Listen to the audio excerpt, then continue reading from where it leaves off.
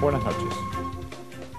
Es usted una de las personas que se presentó ante la justicia con una denuncia luego de haberse conocido la investigación que realizó Jorge Lanata.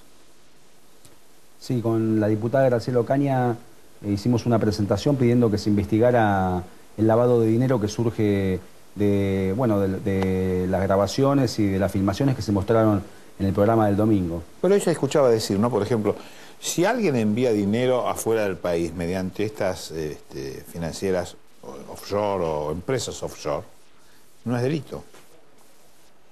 Si se envía dinero de manera regular, puede que no sea delito, pero acá lo que se describió son maniobras en donde se dice que el dinero se lleva en valijas, obviamente que eso no se declara, además se habló de constitución de sociedades en paraísos fiscales. Sí, por ejemplo, Belice y también alguna cuenta en Panamá. Belice, Panamá, Seychelles.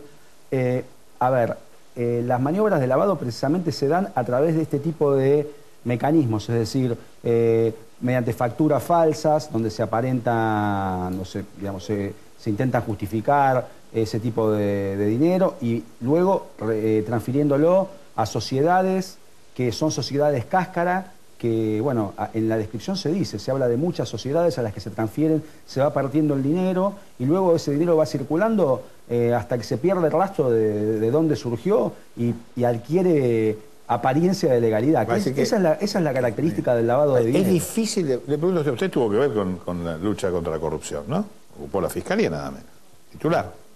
¿Es difícil de probar? Es difícil porque estas sociedades se constituyen en territorios que tienen legislación restrictiva para dar información, entonces es muy difícil poder obtener la información, porque, este tipo de maniobras se dan a través de varios países, cruzando territorios que por lo general tienen regulaciones que limitan el acceso al conocimiento sobre esa información, y además van pasando de sociedad en sociedad, de cuenta en cuenta. Algunos dicen, ¿no?, que cuando llega este dinero a alguno de estos centros del dinero internacional, centros de poder financiero y económico, la única pregunta que se formula es, ¿quiere un café? Mire, Santoso pudo haber sido hace tiempo, pero actualmente las leyes son mucho más restrictivas y hay políticas globales que imponen exigencias y hay estándares distintos a lo que fue en algún momento, y de hecho acá también inclusive se menciona un banco suizo. Sí. En Suiza hay regulaciones que también seguramente van a dar... Un banco prestigioso, ¿no? De muchísimos años. Sí, nosotros con la diputada Ocaña pensamos ir también a pedirle que en Suiza se abra una investigación, porque las propias regulaciones de los países exigen que frente a maniobras sospechosas o de lavado de dinero se realicen investigaciones para determinar el origen de esas transferencias, y entendemos que acá se mencionaron varias jurisdicciones y algunas de ellas tienen regulaciones bastante modernas en materia de lavado y que imponen la apertura de investigaciones, y bueno, entendemos, Suiza es una de esas, así que con Graciela Ocaña vamos a pedir que en Suiza se abra una investigación para investigar. Nadie pregunta, ¿no?, el origen del dinero que se deposita, o hay que justificarlo de alguna manera. No, hay regulaciones que establecen cuándo una operación es sospechosa. Si ustedes tienen una cuenta en un banco, hoy en día a uno le preguntan, tiene que llenar un formulario sobre si es una persona políticamente expuesta o no, y cuando hay determinadas operaciones que se dan o transferencias por parte de una persona que sea políticamente expuesta o que esté vinculada con algún funcionario político, tiene que dar explicaciones, y también cuando hay transferencias que superan determinado monto, se activan... Sí, pero eso es para cualquiera de nosotros. Ahí sí hay una regulación, un andamiaje jurídico muy preciso, no se mueva si no hace esto, no pasa esto si no hace esto otro, y nosotros lo cumplimos. Pero cuando hablamos de tanta cantidad de dinero, uno empieza a desconfiar si es tan estricto este mecanismo que a nosotros nos imponen permanentemente. Puede ocurrir que no se cumpla con esas regulaciones, pero hay... Eso es delito. El lavar... No, si yo no cumplo con una regulación, cometo un delito. ¿Usted? Sí. Habrá que ver qué regulación, no necesariamente. Ajá. ¿Y el organismo que toma el dinero, sea cual fuere, o la entidad que toma el dinero? El organismo que toma el dinero tiene responsabilidad por violar las reglas que le imponen. Sí comete delito. Las leyes actualmente exigen que determinados responsables de bancos u otros funcionarios o profesionales que intervienen en este tipo de operaciones hagan comunicaciones o hagan intervención a las autoridades competentes en el caso de que se den determinadas características que hacen que una operación sea sospechosa. Cuando yo estaba en la Fiscalía, hicimos... cuénteme un caso concreto. Bueno, nosotros hicimos varias investigaciones. Ahora puede. Sí, claro, y en su momento, bueno, hicimos denuncias. Por ejemplo, hubo un caso que tuvo cierto estado público con una empresa que había tenido vínculos o contactos con el Ministerio de Economía, y nosotros hicimos una investigación a partir de ahí, en donde verificamos que se había transferido el dinero a varias sociedades cáscara constituidas en el exterior, y pudimos reconstruir la ruta del dinero y también verificar digamos, determinadas cuevas en donde se proveía de facturas. Me acuerdo que en ese momento también fue un caso en donde, además de estar vinculado al Ministerio de Economía, intervino un abogado que envió el gobierno, que había recomendado no hacer la denuncia, y nosotros desde la Fiscalía hicimos la investigación y pudimos, obviamente, una investigación en donde intervienen varios, no es la Fiscalía nada más. Hay organismos específicos como la Unidad de Información Financiera, y ahí pudimos reconstruir... Está bien. ¿Y en este caso qué pasó? ¿Acá? Sí. Bueno, evidentemente lo que hubo son operaciones que trascendieron de lo que es, digamos, evidentemente evadieron la detección de los organismos de control que tenían que haber sido alertados. Probablemente, por un lado, la constitución de sociedades en el extranjero, que no tiene por qué acá ser detectada, y el dinero se menciona que se llevó directamente en vuelos al exterior. O sea que habrá que ver cuánta de esa información pudo haber sido detectada por el control que tiene que existir sobre la sociedad financiera. En ese caso, fuera cierto, si esto todo fuese cierto, ¿no? ¿Cómo hacen para pasar con un avión el control que hay en los aeropuertos de la Argentina, más? Digamos que usted cree que fue alguno al Uruguay, en una versión de esto, alguna parte del dinero fue por Uruguay. Sí, a ver, lo que hubo en todo caso es un contrabando de dinero, porque uno no puede sacar dinero sin declararlo, pero si uno se maneja con un avión privado y también... Pero hacen la misma revisación. O somos realmente unos especímenes muy singulares, porque cuando usted viaja en un avión privado, le hacen la misma revisión que le hacen a un avión de aerocomercial. A ver, el volumen que ocupa el dinero no es tanto, y además es evidente que, en todo caso habrá que investigar si no hubo una connivencia por parte de las autoridades que tenían que haber controlado. Si no es tanto, pero no se puede confundir con una camisa y un par de zapatos.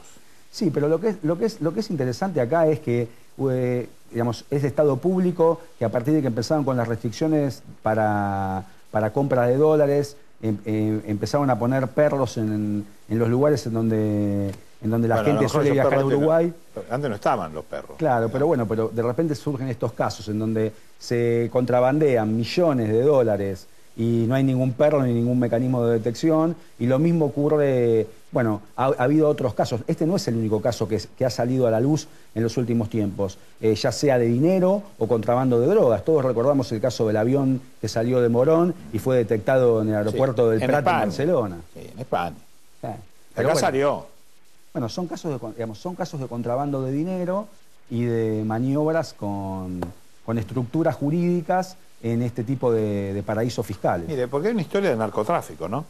Ellos dicen que habían desarrollado un sistema informático con el cual podían hacer 40.000 operaciones en menos de un minuto. Así que el dinero entraba por un lugar y en menos de un minuto se distribuía por todo el planeta hasta el lugar donde ellos querían. No bueno, una parte importante del diseño de las actividades de organizaciones criminales es cómo se dispone del dinero. Claro. Porque no basta con conseguir el dinero a través de las operaciones irregulares, que pueden ser desde el narcotráfico hasta... Venta de armas. Sí, en este caso... Que también tuvimos. El caso que estamos hablando son hechos de corrupción. Está claro que el dinero surge básicamente de hechos de corrupción, de contrataciones con el Estado con sobreprecios, y esa plata... y si digo coimas es como una mala palabra, ¿no? Bueno, digamos... No me van a dar un recibo, recibo del señor fulano tal tanto por la coima que por tal cosa. No, las coimas se pagan por la diferencia de precios que que se hacen aparecer y realmente el costo de las obras. La verdad es que no es necesario que aparezcan estos personajes en la televisión para darnos cuenta y para saber que en la Argentina el negocio de la obra pública es un negocio que trae aparejado una gran corrupción. Pero esto no es algo que lo digo yo, porque investigué casos en la Fiscalía. Oficinas de... ¿Qué caso fue el más difícil? El más le dolió porque no lo dejaron avanzar. Que le pusieron tanto impedimento que no pudo seguir avanzando. Bueno, los últimos casos son los que finalmente terminaron con las resoluciones que recortaron las facultades de la Fiscalía. Pero, bueno, algunas vinculadas a este tema. Nosotros habíamos empezado también a verificar las facturas de una empresa que se mencionó ayer o el domingo, Goti, por ejemplo. En el caso de Goti, nosotros habíamos pedido informes sobre una parte de la facturación de la empresa y de hecho todos sabíamos que habían desplazado a un funcionario de AFIP que había cuestionado en las inspecciones la regularidad de los manejos de esa empresa. A ver, hubo muchas investigaciones, pero bueno, yo creo que las que más, o las que finalmente marcaron la última decisión sobre la Fiscalía tienen que ver con el patrimonio de los funcionarios públicos, concretamente. Es muy difícil esto, ¿no? Puede establecer cómo llegan a tener algunas... A ver, es una tensión permanente, porque a medida que uno avanza en una investigación, también aquellos que son investigados avanzan en complejizar o en tornar más difícil que se descubran esos hechos. Entonces, usted que tiene memoria, ¿alguna vez algún funcionario público de todos los gobiernos, mientras usted haya tenido existencia en este planeta, fue a la cárcel? Bueno, acá tuvimos algunos casos la década pasada. A ver, en la cárcel. Y, bueno, algunos casos paradigmáticos. Debió haber sido más numerosa, pero bueno... Me acuerdo que estuvo algún tiempo María Julia Sogaray. Que no fue la única que cobraba sobresueldo. No, por eso digo... Eso también, vamos a decir la verdad. Bueno, además ella asumió y dijo sí. El expresidente Menem estuvo preso en una quinta. Sí, también. Pero bueno, la verdad es que ni siquiera son casos de prisión después de una condena. Por ejemplo, el día de hoy se conoció una sentencia en un caso que denunciamos nosotros en la Oficina Anticorrupción hace 13 años, que es el caso de la empresa Ansaldo Spa, que en un caso de Yacyretá, que fue un caso también... Pero dígame, ¿cuántos otros han sido condenados por Yacyretá? Porque ahora es una condena a 4 años, ¿no? Para 2. No, la verdad es que hay que descorchar champán, porque es la primera vez. Es la primera vez que condenan a alguien... Que un presidente de la Nación dijo que eso era el monumento a la corrupción, que fue Carlos Saúl Menem. Y bueno, y tardamos 13 años... 13 años después. 13 años después en que una parte, solamente un pequeño panorama, unos pequeños contratos. ¿Así que estuvieron procesados durante estos 13 años? Sí, y abusaron de las reglas del compra argentino. Y entonces, escúcheme, ¿cómo es la historia? ¿Y ahora tienen que ir a la cárcel? ¿Estos 4 años yo lo cumplí por estar procesado? No, creo que no estuvieron detenidos durante el curso del proceso. Deberían cumplir... Deberían cumplir una condena efectiva ahora. Una condena efectiva, ahora, sí. Ahora. ¿Y hay otros casos? No. Muy poco por todo lo que pasó. No, la verdad es que más que el tiempo de la detención, el problema que hay es de la falta de sentencias. Sí. Entonces, y la ley dice que tienen que devolver el dinero que presuntamente se pensaba que se llevaron y que la justicia los condena por ese dinero. Sí, claro, tiene que decomisarse el dinero proveniente del delito. ¿Y dónde lo encuentran ahora, después de 13 años? Entonces... la justicia, tiene que embargar los bienes para garantizar que después se pueda cobrar. Todo ese dinero va a estar. Con la inflación nuestra, 13 años después, ¿cuánto tengo entendido que la empresa devolvió varios millones antes de la sentencia. La verdad es que, bueno, ese tipo de cosas muestran que si la justicia fuera más eficaz, si hubiera órganos de control que se respetaran más, para el país termina siendo beneficioso, porque independientemente de la condena, también esto repercute en la recuperación de dinero, que es dinero de todos. Sí. Yo siempre digo, ¿dónde irá ese dinero, no? Y bueno, acá va a estas sociedades...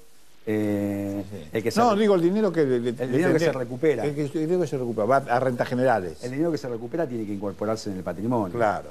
Sí. Nosotros estamos trabajando, vamos a presentar en estos días un proyecto para permitir la recuperación de dinero proveniente de hechos de corrupción en los casos en que se paralice la justicia penal. Porque hoy la recuperación está atada a que se dicte una condena. Imagínense, 13 años, ¿cuándo se dicta una condena? 13 años, ¿cuándo se ordena? Porque los casos terminan por lo general en prescripción. Entonces, debe haber mecanismos que permitan... En la reforma esta que pretenden hacer a la justicia, ¿hay algo sobre esto? Ni una palabra. ¿No se habla de esto?